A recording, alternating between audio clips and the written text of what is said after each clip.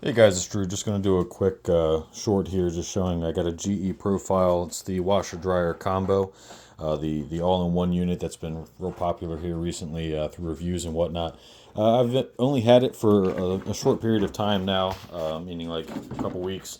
Just wanted to show, I guess, a couple of gripes that wasn't really touched on a whole lot in the video, or in videos that I've seen on YouTube. The filter here, it's double-sided. It's got foam on one side and it's like a standard long lint filter on the other. One thing that you do need for this, in my opinion, is some kind of stick vac or something that you can jam back here. It's only like maybe an inch and a half opening down here.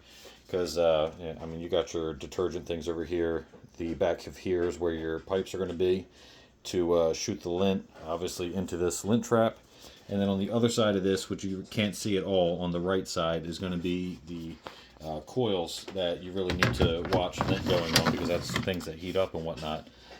So it's a good idea to clean this out. I think the video said every like 5 times you use it ish.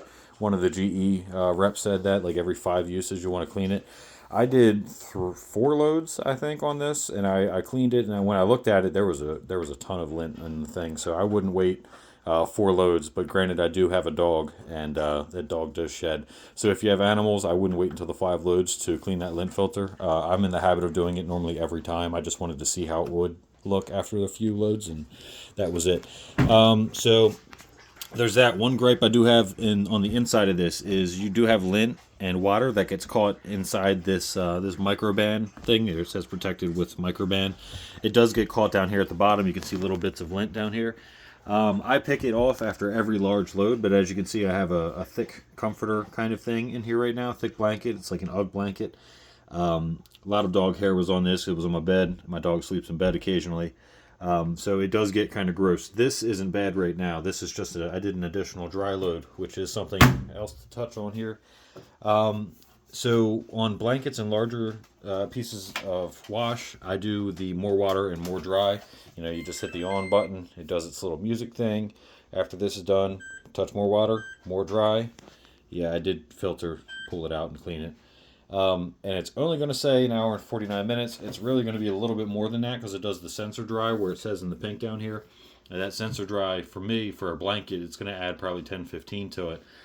Which, as long as you got the Wi-Fi connected and all that, as you can see up here, the little Wi-Fi symbol, it'll shoot you a text when it's done anyways. So, I mean, it's all good. It's just something to kind of keep in mind. So, more water doesn't add any time. More dry does, as you can see. So, it's on. So, it's 49. Off, it's an hour 29, which is, again, very short in the grand scheme of things. You can use pods in this. Obviously, you don't put it in the detergent things up here where it would all sit. As you can see, that's all supposed to be liquid detergent and bleach in there, and fabric softener. And then fabric softener also has its own thing down here that it recommends, but I think that's a little picture of Downy, if I'm not mistaken. It's got large reservoirs that kind of sit back here underneath this case.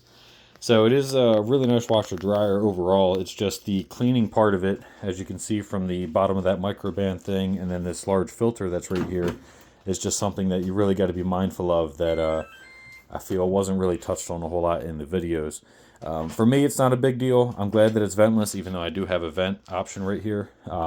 My space that I have, my unit, is just very, very, very small, and I would have to get abnormally small stuff in order to make this work right, or vent it at 180 degrees. So, works for me.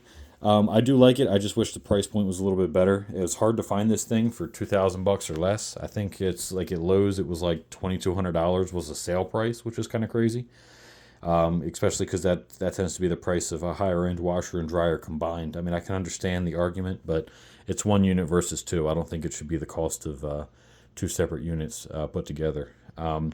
So hopefully this thing will be available in like the 1,800-ish range to 2,000 range at tops. But $2,000 for this, I mean, it's cool that it texts you. I just wish it was a little cheaper, and I wish the marketing when it came to the cleanliness was a little bit more accurate, at least for me. So that's about it. I'd still recommend it. I would just recommend waiting for the price to go down. I think GE did a good job overall with the creation of it, even though I've only had it for a short time period. So I'll do a follow-up video in the future. And yeah, that's it. Any questions? Leave them below.